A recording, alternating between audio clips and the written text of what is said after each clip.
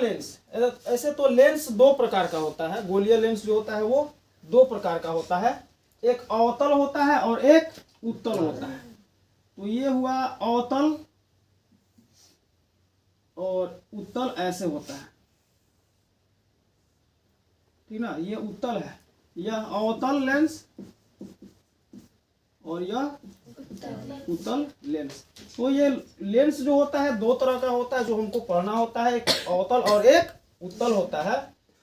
तो अवतल का परिभाषा देखिए, इसके फिगर में ही छिपा हुआ है। वैसा लेंस जिसका किनारे का भाग मोटा तथा बीच का भाग पतला हो उसको हम अवतल लेंस कहते हैं। दूसरा उत्तल लेंस, वैसा लेंस जिसका किनारे का भाग पतला और बीच का भाग मोटा हो उसको उत्तल लेंस कहा जाता है। अब दर्पण में हम लोगों ने क्या पढ़ा था, ये जो दर्पण था एक अवतल दर्पण था ना। ये अवतल दर्पण में हम लोगों ने सीखा, यहाँ ध्रुव होता है, यहाँ फोकस होता है, यहाँ पे वक्रता केंद्र होता है। तो हम लोगों ने इसमें सीखा तीन इसमें नियम होते हैं प्रकाश के, परावर्तन के। पहला नियम क्या था कि यदि हम प्रकाश की किरणों को मुख्य अक्ष के समांतर, ये हमारा मुख्य अक्ष है, मुख्य अक्ष के समांतर ले जाते हैं तो परावर्तन के बाद कहां से लौटता है, वो फोकस से वापस लौट जाता है। पहला नियम हम लोगों ने सीखा था। दूसरा नियम क्या कहता है कि यदि प्रकाश की किरणों को फोकस से गुजारते हैं तो दर्पण से टकराने के बाद वो प्रधान अक्ष के समांतर हो जाता है, जस्ट इसका उल्टा।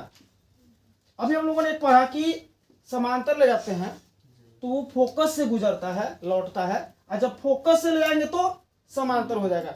ये दो नियम। और एक और नियम था, यदि प्रकाश के किरण को हम लोग वक्रता केंद्र से ले जाते हैं तो वक्रता केंद्र से जाने के बाद फिर से वो सेम टू सेम उसी रास्ते से वापस लौट जाता है। तो दर्पण में तीन नियम होते हैं प्रकाश के परावर्तन का, ठीक है ना। और इस दर्पण में देखिए, दर्पण में वस्तु को कितने, यहाँ पे अवतल दर्पण में, यह अवतल है, अवतल दर्पण में वस्तु को कितने कंडीशंस में रखते हैं, तो वस्तु को कहाँ कहाँ हम रख सकते हैं तो उसका प्रतिबिंब प्राप्त होता है। तो इसमें 6 कंडीशन होता है। पहला होता है, देखिए यहाँ है ध्रुव और यह फोकस के बीच में वस्तु को एक बार रखते हैं अवतल दर्पण में। दूसरा में जब हम वस्तु को रखते हैं वो हो जाता है कहाँ, फोकस पर। दूसरे कंडीशन में, पहले कंडीशन में ध्रुव और फोकस के बीच, दूसरे कंडीशन में फोकस पर, तीसरे कंडीशन में फोकस और वक्रता केंद्र के बीच, चौथे कंडीशन में वक्रता केंद्र पर, पांचवें कंडीशन में वक्रता केंद्र और अनंत के बीच, और छठे कंडीशन कहाँ पे रखते थे, अनंत पर रखते थे। 6 कंडीशन होता था। और उत्तल लेंस, उत्तल दर्पण में, उत्तल दर्पण में भी वही नियम काम करता था। देखिए उत्तल दर्पण में क्या होता है, ये उत्तल दर्पण में जो ध्रुव तो यहाँ सेम होता है, फोकस और वक्रता केंद्र कहाँ होता है, तो दर्पण के पीछे होता है। इसमें फोकस और वक्रता केंद्र दर्पण के सामने होता है और इसमें फोकस और वक्रता केंद्र दर्पण के पीछे होता है। इसमें भी वही 2 नियम काम करता है, 3 नियम काम करता है। पहला क्या कि जब प्रकाश के किरणों को प्रधान अक्ष के समांतर लेकर के जाते हैं तो परावर्तन के बाद वो कहां से, फोकस से जाता हुआ प्रतीत होता है। यहां से रिटर्न हो गया, लेकिन यहाँ प्रतीत हो रहा क्या, यह फोकस से निकलेगा, ठीक है। पहला नियम था। दूसरा नियम क्या कहता है कि यदि फोकस से होकर के ले जाते हैं, ठीक ना, यहां से ले चलते हैं, इसी से समझ लेते हैं कि यदि यहाँ से फोकस से होकर के जाएगा तो इधर से जब जा रहा है तो यहाँ से रिटर्न होने पर क्या होता है, यह प्रधान अक्ष के समांतर हो जाएगा और ये यहाँ। और तीसरा नियम क्या था कि अगर वक्रता केंद्र से ले जाते हैं, ये वक्रता केंद्र से जब ले जा रहा है तो जैसे गया उसी रास्ते से लौट जाता है, लेकिन यह वक्रता केंद्र से जाते हुए प्रतीत होता है। तो इसमें भी 3 नियम, इसमें भी 3 नियम। लेकिन लेंस में जब बात करते हैं तो अवतल और उत्तल लेंस में देखिएगा, इसमें कितने, इसमें तो 6 कंडीशन थे ना वस्तुओं को रखने का, लेकिन इसमें मात्र 2 कंडीशन होते हैं उत्तल दर्पण में। उत्तल दर्पण में मात्र कितने कंडीशन है? 2 कंडीशन है। पहला कहाँ है? तो ध्रुव और अनंत के बीच, और दूसरा कहाँ? अनंत पर। ये 2 कंडीशन था इसमें और इसमें। लेकिन जब लेंस की बात करते हैं तो अपोजिट हो जाता है। दर्पण में 6 कंडीशन था अवतल में, लेकिन अवतल लेंस में 2 कंडीशन मात्र होगा, और लेंस में, उत्तल लेंस में यहाँ पे कितने कंडीशन होंगे? 6 कंडीशन होंगे, जबकि उत्तल दर्पण में मात्र 2 कंडीशन में वस्तु को रखते थे। तो अभी हमारा टॉपिक है उत्तल लेंस में प्रकाश का अपवर्तन। देखिए, वस्तु का प्रकाश का अपवर्तन उत्तल लेंस में कैसे और कहाँ होता है, ठीक है ना। तो जैसे हमने यहाँ पे सीखा था कि अवतल दर्पण में या फिर उत्तल दर्पण में प्रकाश कहाँ से गुजरती है, तो टकराने के बाद कहाँ से लौटती है, ये चीज़ हम लोगों ने सीखा था। उसके बाद से हमको प्रतिबिंब बनाना आसान हो गया था हमारे लिए, ठीक है। अब हम बात करते हैं लेंस में। किस लेंस में? तो उत्तल लेंस में कैसे प्रकाश गुजरती है और कहाँ से रिटर्न होती है। तो पहला कंडीशन देखिए, यहाँ पे हमारे सामने एक उत्तल लेंस हमने यहाँ पे एक ले लिया, ठीक है।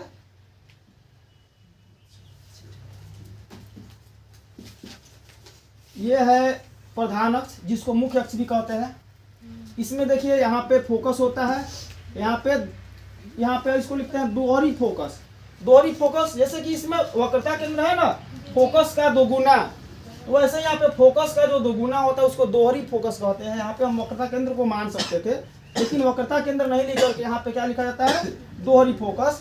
और लेंस में 2 मुख्य फोकस होते हैं, जैसे इधर होता है वैसे ही इधर भी होता है। यहाँ पे भी एक फोकस होता है और यहाँ पे एक दोहरी फोकस होता है, ठीक ना।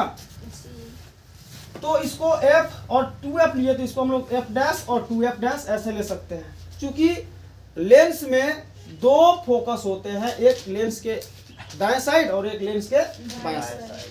अब इसमें पहला नियम क्या कहता है? सेम इसी के तरह, सेम दर्पण के तरह पहला नियम कहता है कि यदि प्रकाश की किरणें प्रधान अक्ष के समांतर जाती है, ठीक है, प्रकाश की किरणें प्रधान अक्ष के समांतर जाती है, तो लेंस से, उत्तल लेंस से अपवर्तन के बाद वह कहां से? तो फोकस से होकर गुजर जाती है। ये अपवर्तित हो गया, ठीक है। पहला नियम कहता है।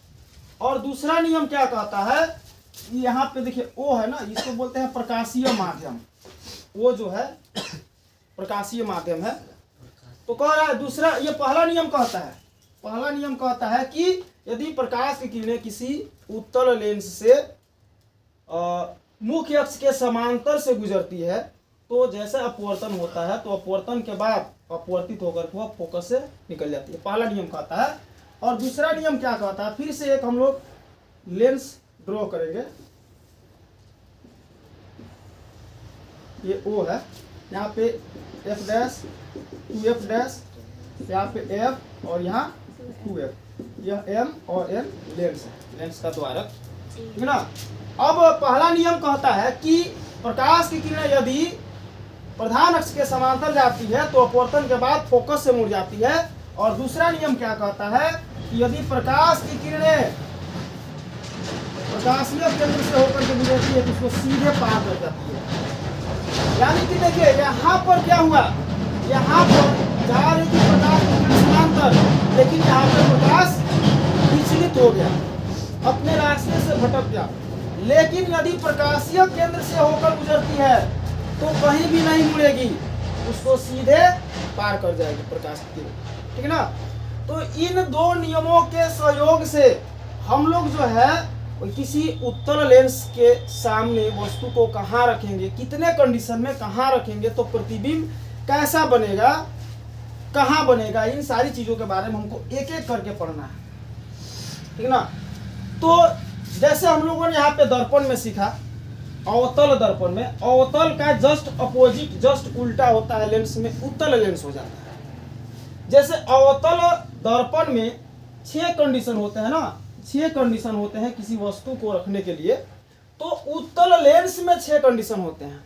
और वो कंडीशन क्या होता है एक और फिगर में बनाऊंगा और इस फिगर में हम लोग समझेंगे।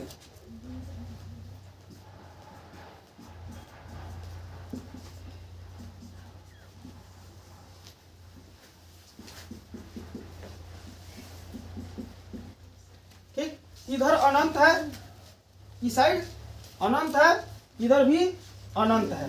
तो देखिए वस्तु को कहां कहां रखेंगे, तो जब भी वस्तु को रखा जाता है बायां साइड रखा जाता है, ठीक है ना।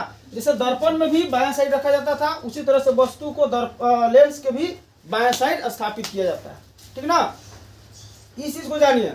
और दर्पण में जितनी भी दूरियां थी, दर्पण में जो भी दूरी होता है कहाँ समाप्त है, ध्रुव से लेकर के इधर, ध्रुव से यहाँ तक की दूरी को फोकस दूरी, ध्रुव से सी के बीच की दूरी को वक्रता त्रिज्या, ध्रुव से एक वस्तु के बीच की दूरी को वस्तु दूरी, ध्रुव से एक प्रतिबिंब के बीच की दूरी को प्रतिबिंब दूरी। लेकिन लेंस में दूरी को कहाँ से मापते हैं, तो दूरी को मापते हैं यही प्रकाशीय केंद्र से। ये तीनों देख रहे हैं आप लोग, सेम चीज है। यानी कि अगर फोकस दूरी कहेंगे तो यहां से लेकर के यहां तक की दूरी को फोकस दूरी कहेंगे, दोहरी फोकस दूरी। तो यहां से लेकर के यहां के बीच की दूरी को दोहरी फोकस दूरी कहते हैं। अगर किसी वस्तु को हम यहां रखते हैं, किसी वस्तु को फोकस और प्रकाशीय केंद्र के बीच रखा जाता है, तो वस्तु दूरी कहां से मापेंगे, तो वस्तु दूरी होगा हमारा यहां से लेकर के यहां तक होगा। अब हमको देखना है कि उत्तल लेंस में कितने कंडीशन में हम वस्तु को रख सकते हैं। तो पहला कंडीशन क्या कहता है कि उत्तल लेंस में वस्तु को सबसे पहले हम कहां रख सकते हैं, तो वस्तु का पहला कंडीशन होता है प्रकाशीय केंद्र और फोकस के बीच। ये पहला कंडीशन हुआ, पहले हम लोग इसको सीखेंगे। फिर उसके बाद दूसरा क्या सीखेंगे, अब वस्तु को यहां तो रख दिया, अगले कंडीशन में कहां रखेंगे, तो वस्तु को फोकस पर रखेंगे, दूसरे कंडीशन में फोकस पर रखेंगे। ये दूसरा हुआ। तीसरे कंडीशन में कहां रखेंगे, तो फोकस और दोहरी फोकस के बीच रखेंगे, तीसरा हो गया। चौथा कंडीशन में कहां रखेंगे, तो देखिए दोहरी फोकस पर वस्तु को रखते हैं, यह चौथा कंडीशन हुआ। पांचवा कंडीशन कहां रखेंगे, तो दोहरी फोकस और अनंत के बीच रखेंगे, यह हमारा पांचवा कंडीशन हुआ। और छठा कंडीशन कहां रखेंगे, तो अनंत पर रखेंगे। यह 6 कंडीशन हुआ। और हमको इन सभी 6 कंडीशन 6 स्थितियों के बारे में जानना है कि वस्तु को यहाँ रखते हैं तो प्रतिबिंब कहाँ बनेगा और कैसा बनेगा। वस्तु को दोहरी फोकस पर रखते हैं तो प्रतिबिंब कैसा बनेगा, वास्तविक, काल्पनिक, उल्टा, सीधा, लेंस के दाएं साइड की लेंस के बाएं साइड, कितना बड़ा बनेगा, सारी चीजों के बारे में हमको एक एक करके पढ़ना है, ठीक ना। चलिए और इतना